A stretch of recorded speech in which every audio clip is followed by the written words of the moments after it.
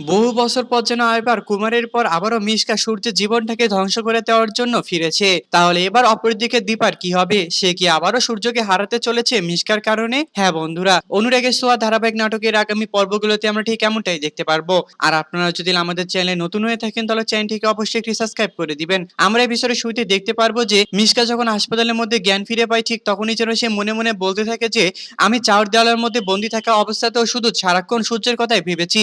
সূর্য আর কিছুক্ষণ ওয়েট কর, আমি আসতেছি তোর জীবনে আবারও। আমি এবার দীপাকে নিচের হাতে শেষ করে আবারও তোকে কাছে পেতে চাই।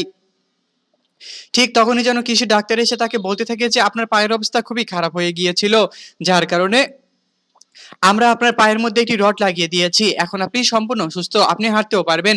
তখন যেন সেই মিশকা বলতে থাকে যে আমি তো আমার পায়ের মধ্যে কোনো অনুভূতি পাচ্ছি না, তাহলে আপনারা কি করেছেন? তখন যেন সেই ডাক্তার বলতে থাকে যে আমরা তো রিপোর্টের মধ্যে সমস্ত কিছু ঠিকঠাক পেয়েছি, তাহলে আপনি বলছেন যে আপনার পায়ের মধ্যে কোনো অনুভূতি পাচ্ছেন না, এটা কিভাবে সম্ভব?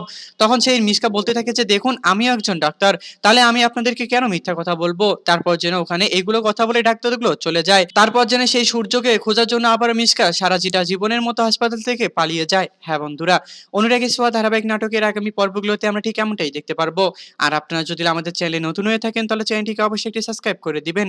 আর আজকের এই এপিসোডটি আপনাদের কাছে কেমন লেগেছে তা অবশ্যই আমাদেরকে কমেন্ট করে জানাতে একদমই ভুলবেন না। ধন্যবাদ সবাইকে এতক্ষণ আমাদের সাথেই থাকার জন্য।